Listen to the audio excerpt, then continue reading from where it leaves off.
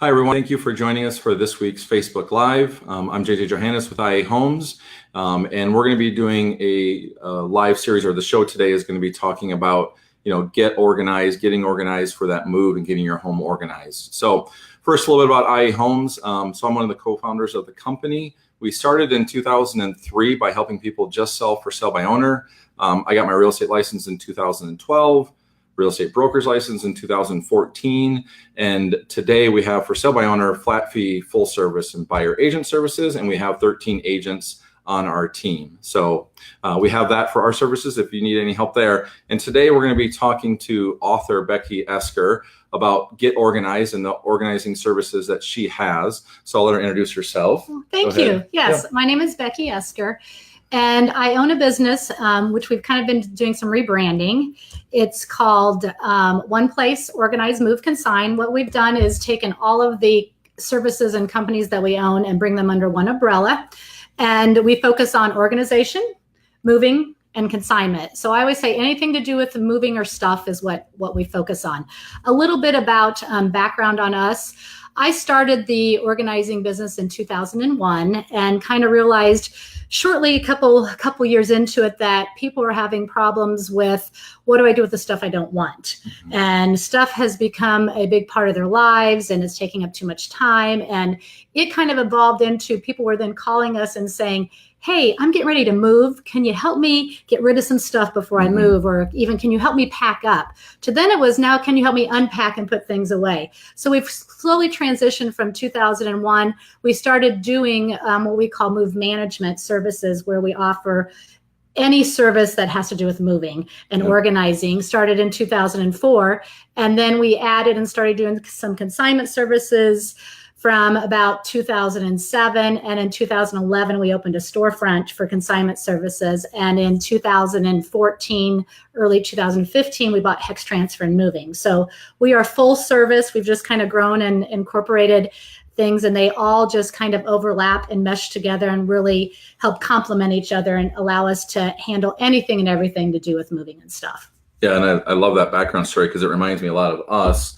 On our side of the company, when we started, it was just by owner, and then people said, can you help us buy a house? Can you get us listed on the MLS? And so you just kind of evolved to your client's needs, and that's what you've done. Exactly, yeah. Just kind of change, you see a need that the clients have, and then you meet that with a service that you can provide. And it's one place that they come to. And if we don't do it, we have the resources and the access to make it happen, whether we continue to coordinate in management or those things that need done, or if the client wants to take and run it with it themselves, we can give them the resource and the connection, and they're good to go. So, yeah. Cool.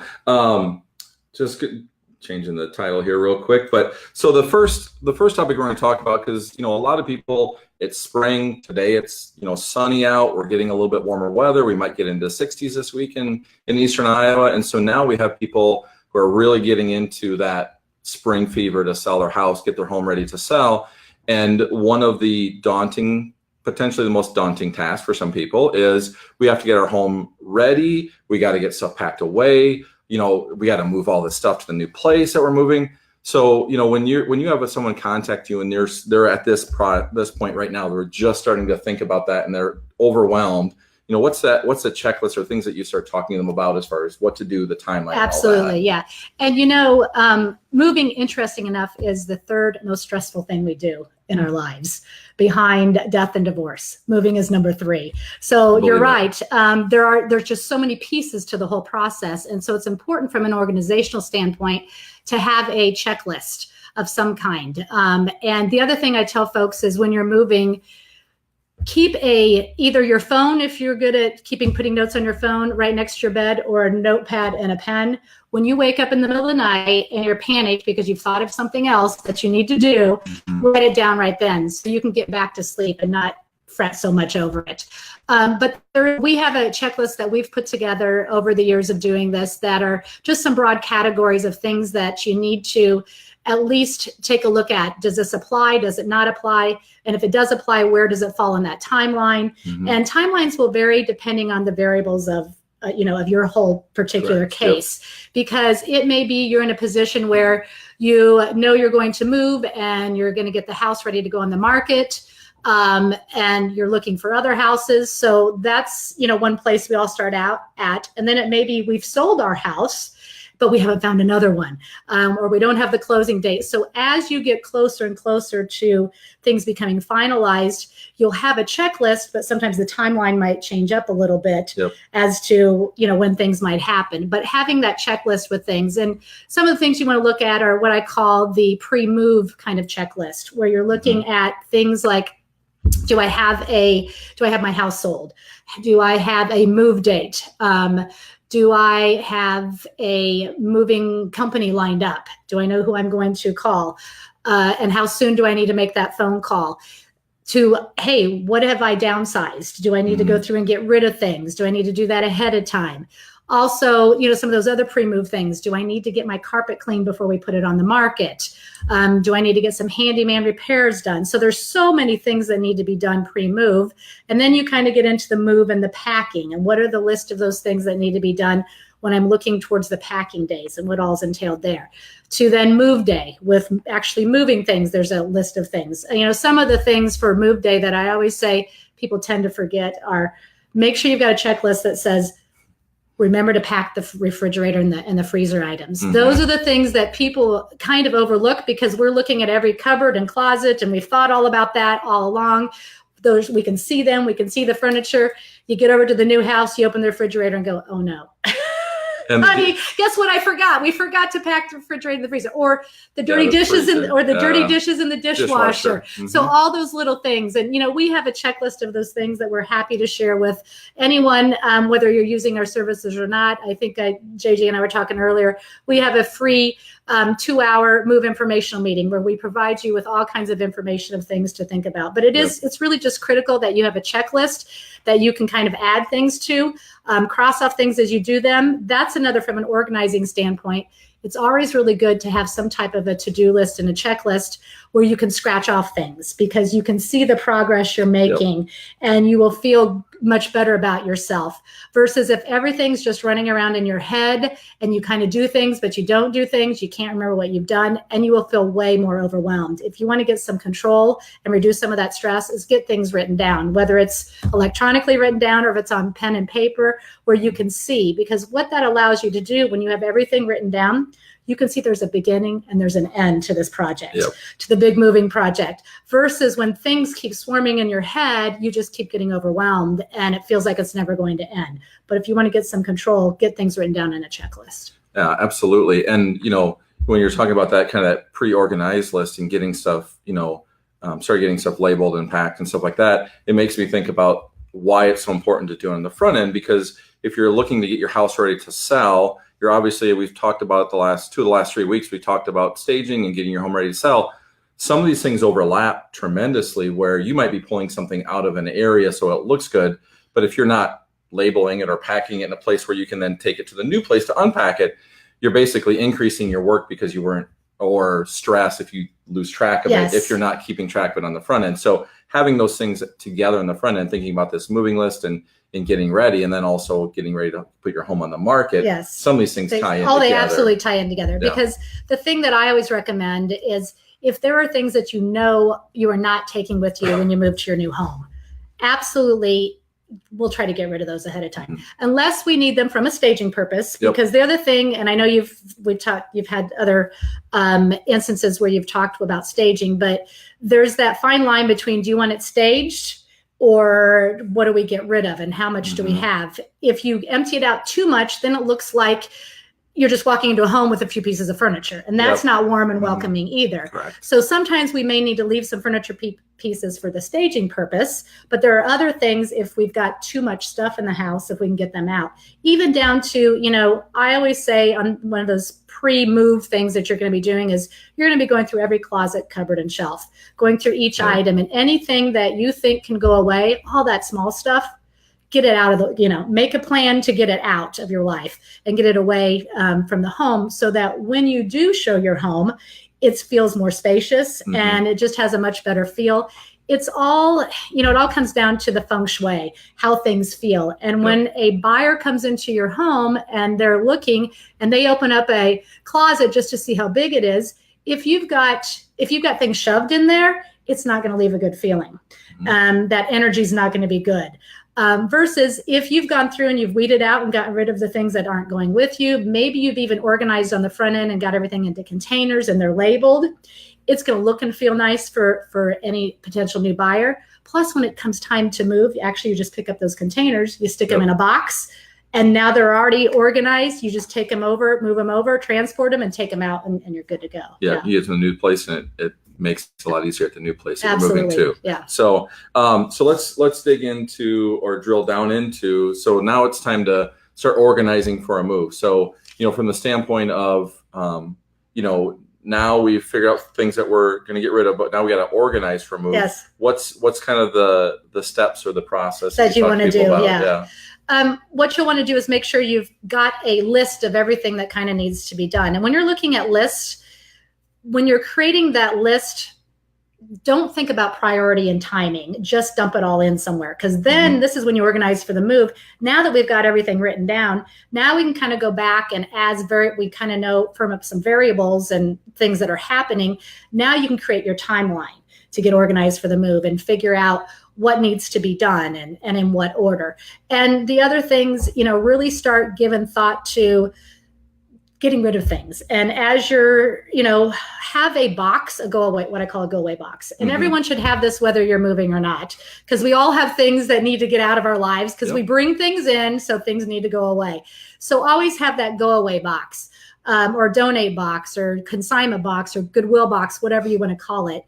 And make sure everyone in the family knows where it is. So anytime you come across something and you don't want it, move it over, shift it over to that area or to that box. And so you can plan for that. Other things when you're talking about organizing for the move is thinking about your new home and how are things going to be laid out in the new home? Are all my furniture pieces going to fit? Do I want to get new furniture pieces? Do I need to be selecting new paint colors? Am I going to paint my new home before I move in? Do I like the paint colors? So there's all of those pieces that kind of need to come together and figure out then where you drop them into the timeline and how they all come together. But space planning is really important, because whether you're hiring someone, a professional, move you, or you're having your friends, no one wants to move your furniture 6 times in the same room because you're not quite sure where it fits or it doesn't fit right. That's just a savings for you. Plus, if you do a space plan and you get it written out and on basically to scale on a floor plan, you will sleep better at night, because that is the thing. My experience is from clients that they do a lot of rolling over at 3 a.m. and going, oh my gosh, where am I going to put that piece of furniture? Or I forgot about that. If you can get it concrete, written out and drafted, and it's per scale, and you can see how that room is going to be laid out, you will feel much better about that. And you can check that off and then move on to the next thing you need to do. Correct. Yeah. And so, that's a great tip to be thinking about, where all these things are going to go, because that's something I think sometimes people don't kind of plan out and think ahead. And then you get into a space and now you're kind of scrambling. And I've helped people move, and you're moving something for the 3rd or 4th time, and no, let's put it downstairs now. When it's a big couch at the end of the day, that can be kind of taxing, to say the least. So now that talks about the organizing. So now, something I think a lot of people struggle with, I know I have struggled with in moving, is getting everything labeled correctly. Yes. Something you said when we were talking a little bit earlier that I thought was perfect, because I felt like I had way too many boxes that said miscellaneous. Yeah. And that's a big no-no. I understand a lot more now. So talk about packaging or packing things up and labeling them and how you suggest that. Just from an organizing standpoint, whether it's moving or whatever, you should never label anything miscellaneous, because miscellaneous doesn't tell you anything other than the fact it could be anything in there. So if you're going to put a label on there, you need to be as descriptive as possible. And when it comes for moving boxes, we have a system that we recommend for our clients to use, or if we're doing the packing for them, it's a system we use. What's really important, if you've hired someone or your friends are moving, who's ever moving and picking up that box, it's important that it's easy for them to identify where you want that item going to. Yeah. So we recommend that you, instead of writing on the box for one thing, because oftentimes we have boxes that have either black imprint already on it, or we're reusing boxes that have said, it may say kitchen on one side, bath on the other, kids room on the other. It's kind of scratched out, maybe not. It's really confusing for who's ever moving that.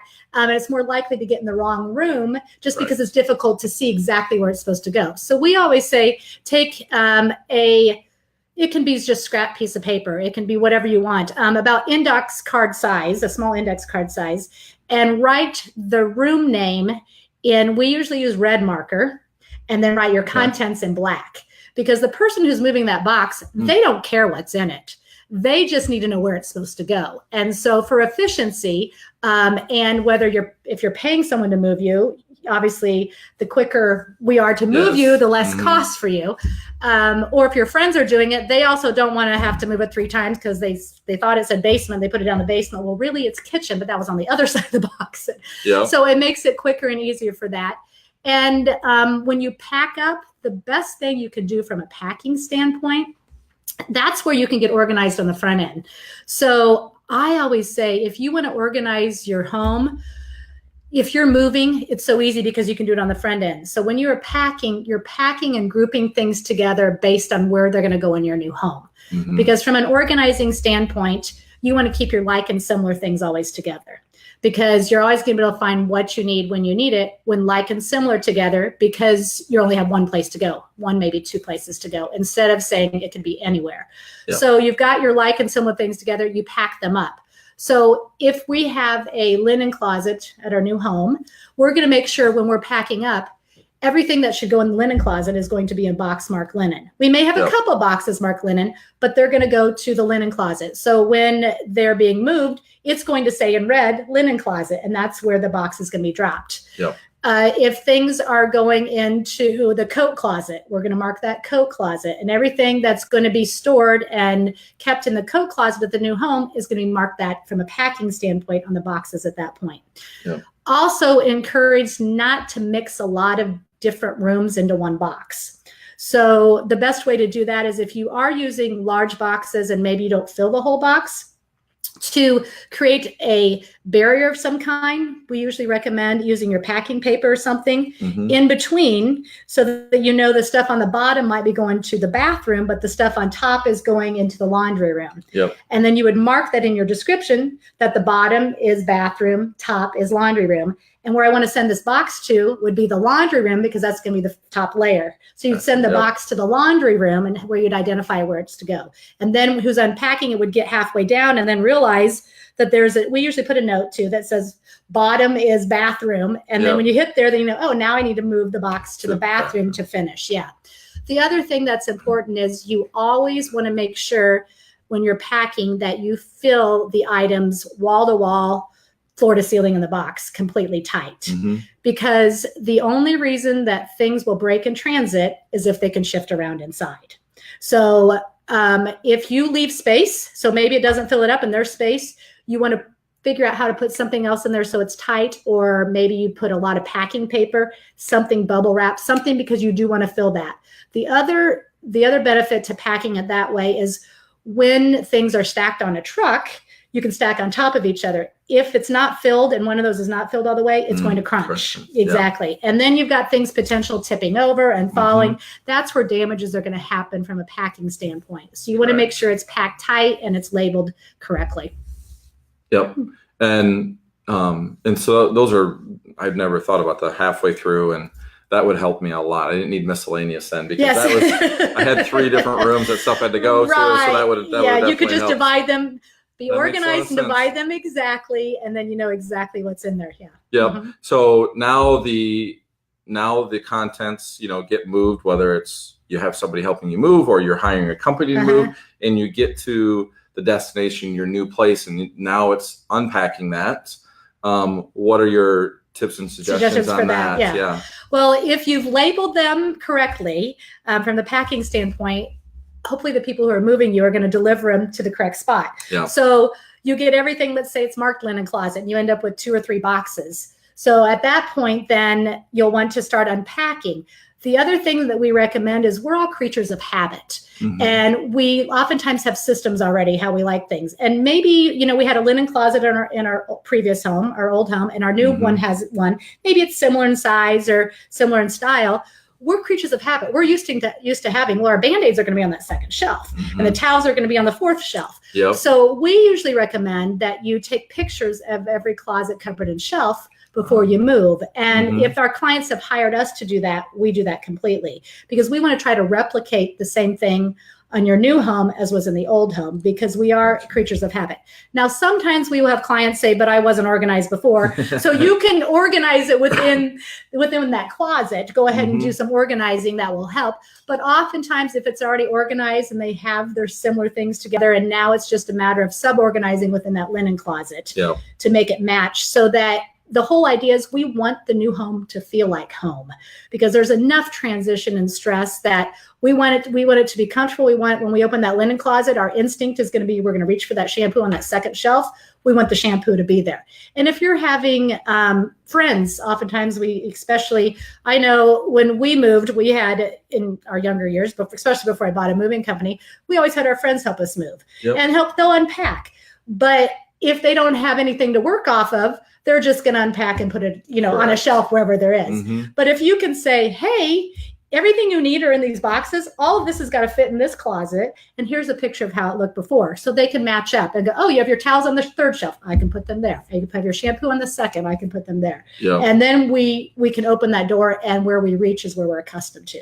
And it eliminates a lot of that stress. Yeah. And like you said, it's very true. During, selling and buying other property and moving and all these things, there can lots of times be some stress and emotions going into it. And so the less of that there is from just where stuff is, it can help the overall transition, the overall move, feel and go. And that is the whole idea, that when you move and unpack things, you want to be able to find them. You don't want to have to spend weeks and months digging for something that you brought along. So really kind of on that front end with the packing and defining where it makes sense for those things to go. And then they actually get delivered there, and then they get put away in a similar fashion to replicate kind of what you had before. Because otherwise that just adds more frustration to, I need that one thing.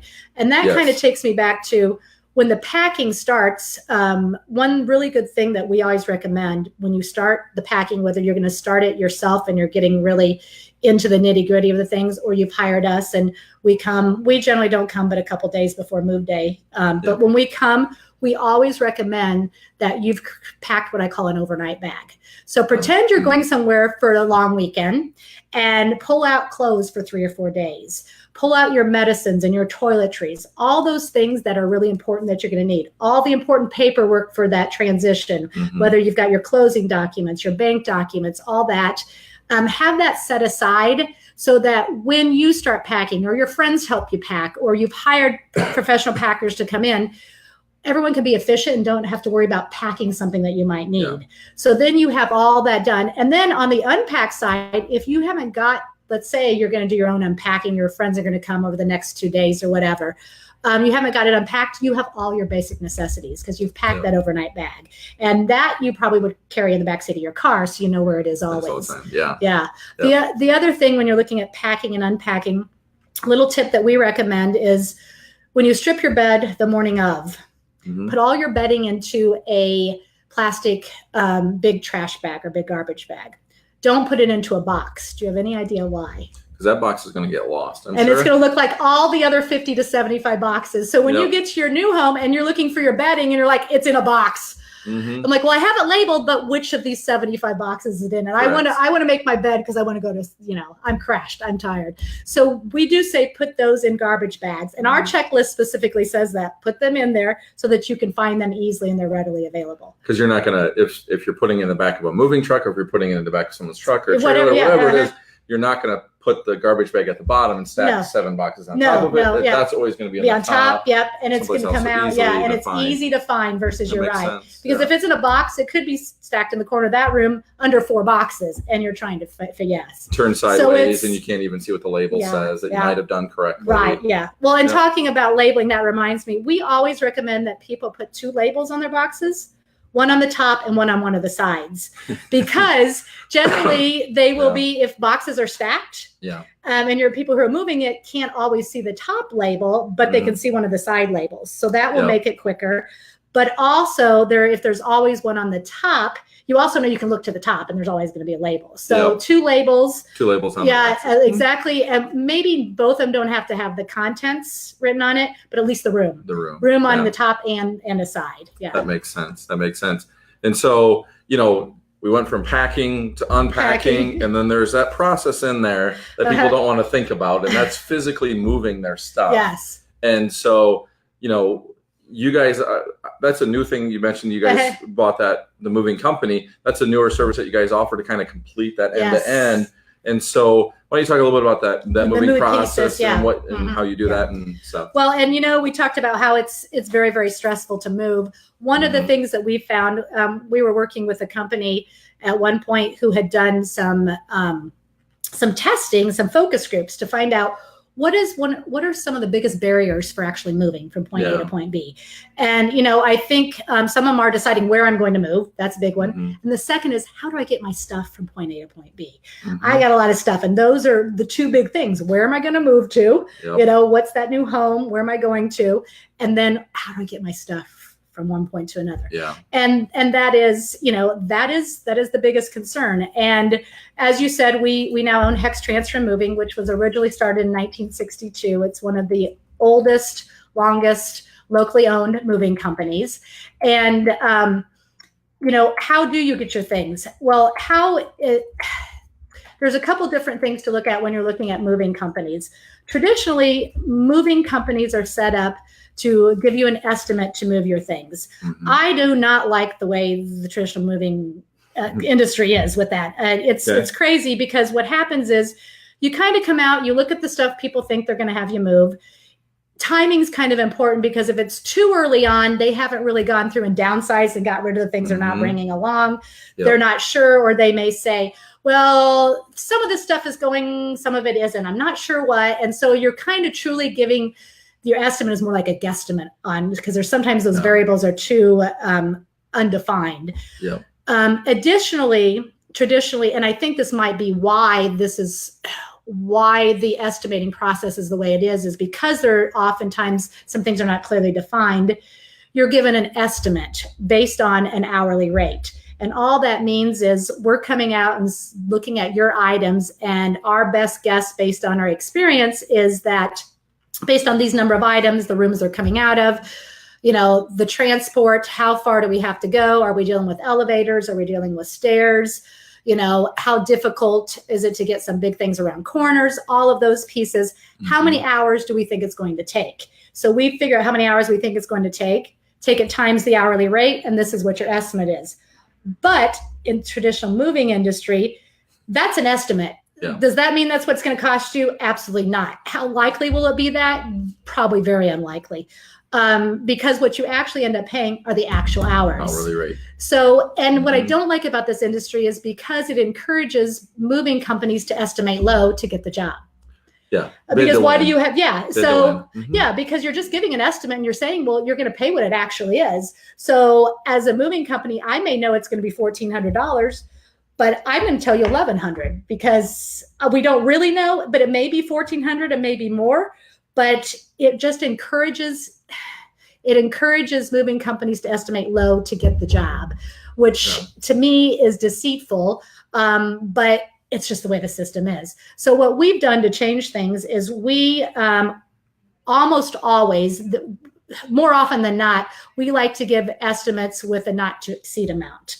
So at least there's a cap, and you as the client who are moving know this is the most I'm going to have to pay based on, the variables and all that. Obviously, if variables change, we can change that or work with you.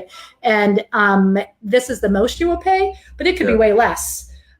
Which is great. So the more you do on your own, the less it is for us. So you can have control over that, the less it will cost. But so you're looking at that piece. Generally, when you're looking at move day, how does that all work? Depending on the length of your move, if it's going to take a full day, we generally like to start early in the morning, anywhere between 8:30, 9 o'clock is usually a good time. Sometimes we've started early as 6:30 or 7 if we have to. And I don't like to be at your house still moving things later than 5 p.m. So how we adjust things is we will, if we know it's going to take longer than that, it may end up being a 2-day or a 3-day move, depending on how many items there are. Or what we will do is we will fold more movers into the equation so we can get done a little sooner. Gotcha. There are a lot of companies that just move with 2 movers and 1 truck. Others, we rarely move with less than 3 people, only if it's literally I'm going to move like a refrigerator or something. But if we're doing an actual move with quite a few things, I like to use 3 or 4 movers. And the reason is I want to get out of there sooner. Yep. Because the more people I have, the quicker I'm going to be done and be out of there, so that you as the client and the homeowner have more time to get settled in. So if I'm out of there at 2 o'clock, that gives you about 2 to 10 o'clock to start unpacking and getting settled in. Yep. If I've only got 2 movers and I'm there till 9 o'clock at night, you're like wanting to kick me out. Yeah. Because you're like, I want to go to bed. I haven't got anything done. Yep. I'm exhausted. I've been up since 5 this morning. So we add that on. Now, the moving industry is also set up to encourage movers to only send 2 or 3 movers, because as you add movers into the fold, the cost per hour gets cheaper, which means the moving companies make less money. Mm-hmm. So you will see a lot of moving companies. It's just the way the system's set up to encourage to send 1 truck and 2 movers, and they're there longer. But overall, the cost when you're looking at it, costs you more per billable hour by man hour. Yes, exactly. So those are some things to think about when you're looking at those moving services and you're kind of trying to compare apples to apples. Mm-hmm. You can't always do that unless you dig a little deeper and see exactly what you're getting in those estimates and how that works. So you want to look for, is this truly an estimate, just an estimate, or is it a binding quote or bid? Mm-hmm. Or is there a not to exceed in there, or is it a flat fee, flat amount, all those things. We do offer, we're probably, of all the moving companies in the area, we're the more flexible with doing all of those services. Yep. We generally come within $100 or so of our estimates. Of your estimate, but underneath that cap. Yes, exactly. Yeah. Yep. And within that, we rarely go over. And if we do, we can go back and point out exactly what the difference was. And it's just that some of the variables changed. We added different things on. We had one instance where it was like $300 or $400 over. And I'm like, how can we be over? Well, my mover said, well, when we got there, he had ordered new furniture and he had 3 rooms of furniture in the garage that was not on our list to move. It was supposed to be delivered to the new house. Well, it came there. I'm like, well, there's where we're off. Yep. An extra hour or 2 per room. And there's where the $300 or $400 came. Yep. Yeah. Exactly. And one of the things that we were talking about earlier, because I think one of the things if people think about a moving company that they probably are thinking on the financial side, that's maybe not be something that we can afford or want to pay to do. Yeah. But we were talking about, that there is no set number because there's so many variables, but you were talking about kind of a multiplier factor to think about the place you're moving to come up with that number if you want to share that. Yeah.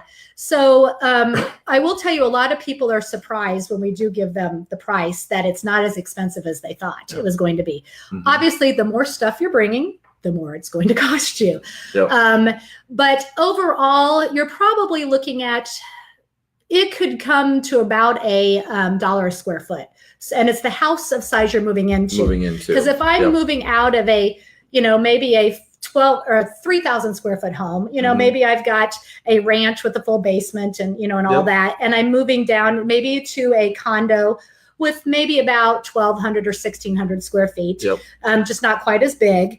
You're looking at, you can't move 3,000 square foot of items into a 1,600 square foot home. It's just not going to fit. I mean, unless you want things stacked on top of each other and everything. Correct. But when you're looking at kind of what that average is, and all of us some of us tend to bring a little more stuff and some are a little more simpler, a little less, but kind of the average, if you look at about $1 a square foot. So if you're moving into a 1,600 square foot home, the cost for a moving truck and the movers to move your physical items, you can kind of gauge about $1,600. Yep. If you're moving into 1,200, about $1,200. If you're moving into a 3,000 square foot home, you can look about 3,000. Yep. And that's assuming we do everything, but we also work with budgets. So if you've got a budget you're thinking about that you kind of have in mind, tell us what that is, and then we can tell you what's your best bang for your buck. And we can say, well, you know what? These are the things that if you move these yourself in the backseat of your car, that's going to save us time, which is going to save you money. These are the things you could pack up yourself, whatever it is, and how to do that. We also, because another piece of what we do are consignment services, we also sometimes can piggyback on the move with taking things to consignment for you. So it's saving you costs there if everything will fit in the truck on the, in one move versus paying again for us to come a second time to maybe pick things up to take to consignment or whatever. So it's once again how you look at that big overall picture, kind of going back to the beginning where we're talking about creating that checklist and the timeline, looking at all those pieces, and then as they work down. Moving is just one big project that you're managing. And we offer services to help take over that management for you or work with you, hold your hand through it, or we can just give you resources so that you can do it yourself. But yeah, and so you guys really, when we're talking about moving, you're comparing those moving things. That's just one piece of the puzzle where, if you want help organizing, if you want help packing, if you want help moving, you want help unpacking. Yes. I love when we were talking, you talked about how your goal is to have people be able to get in their new place and be able to sit down and watch TV and have a beer by 6 o'clock. Exactly. Yeah. Yeah, that is our goal. We do have that full array of services where, depending on the size of your home, we often can, on move day, the moving truck comes in the morning. We've had clients, we tell clients that you don't have to be there on move day. Yeah. If we're a part of that and we've got a space plan done, we know where your furniture is going in your new home, all the boxes have been packed, identified, and labeled where they need to go.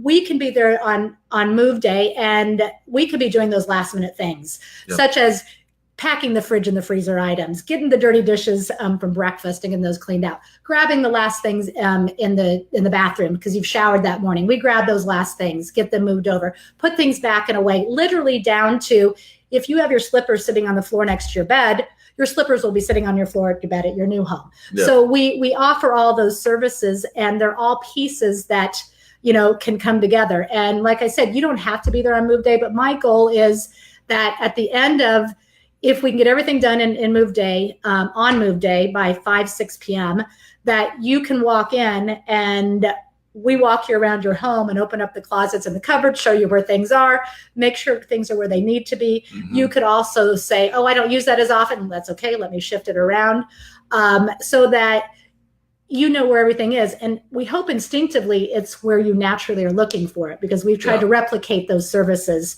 so that they match up. And if we have to do it in a couple day move, same thing though, but we will make sure at the end of that first day that you've got your TV hooked up, because once again, what sets us apart from moving services, most traditional movers don't unhook and rehook your TVs, computers, and phones. We do that. We also hang TVs. We hang TVs mounted on the wall. We do a lot of extra things. Anything to do with the move that traditional movers don't do, we do. So those are all the pieces that we can make happen. But at that end of that day, I want to make sure that your TV's hooked up. And if we hook it up and it's not working, I'm on the phone troubleshooting with MediaCom or, CenturyLink or whoever it might be. Nice service to make sure all that happens. Most of those, I have those numbers in my back pocket. I know we've called them before, so I know how the process works because we do this every day. So we'll make sure that happens. And I want to make sure that your bed is made. And that you can find your toothbrush and your medicines and your refrigerator. You need to get something to eat or drink before you go to bed. All those basic things are done before I leave that evening. We've had instances where a gentleman's TV broke in transit, no fault of anyone other than the fact it was an older TV and it literally had just dried out from the heat and it literally just crumbled. And I wasn't going to leave them without a TV. And I knew we had one at our consignment shop. So I sent, during the move day, I sent one of my staff back to go get it. We had it set up. He knew his TV had broke. He thought he was going to be without a TV that evening. He walked in at 5 o'clock and he's like, where'd the TV come from? I'm like, oh, we had an extra one. Like, it's on loaner. You can have it until you get a new one. So we really want to make sure that they're all set. We want to help eliminate that stress with that move, and anything we can do, we're happy to help. Yeah, and going back to what you said earlier, it's a number 3 stressors. Stressor. So you guys are really from the very beginning to the very end of plugging in the TV, all the way through there. You guys are trying and have services if people want to have someone take care of that. You guys can take care of. Yeah, absolutely. Yeah. And there are we have lots of clients that just need the physical truck. That's perfectly fine. We can still give them our packet of information. They've got checklists. They've got information. They have questions. We have move coordinators at our office that know all that information. If you're using our services for something as part of that move, there's no charge to ask questions. How does this work? Happy to do that. We can give you information, give you resources so you can run and do things yourself. Or if you want the hands-on help from us, we're able to. So we'll work with anything, any budget, and any of your needs. Yeah, that's great. And so it sounds like for most people, probably the best way to engage with you is to do that 2-hour consultation. Yes, we do it. Yeah, we do a free 2-hour move info meeting. And I tell folks that even if you're not moving for another year, you might be right now thinking, you know what, we're going to move, but we're not moving until next fall. It's not too early to call me. I've worked with people 5 years out. And really, because when you've got to move on the horizon, the things you do between this point in time and as you get closer can really make a difference.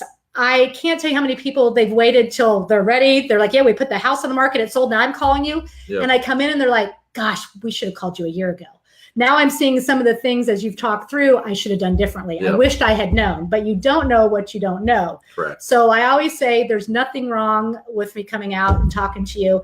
If it's 6 months, 3 months, a year, 5 years, or whatever, cannot hurt. We have quite a few clients that are still in our files that they're moving sometime in the next 5 years. Now it's 4 years. Now it's 3 years. And we know we'll get a call from them. And when we do, now we've already familiar with kind of the circumstances. I've already met with them. I have an idea what their home has. And now when they tell me where they're moving, I can already be planning and knowing what we need to do because we've got that jump start on it.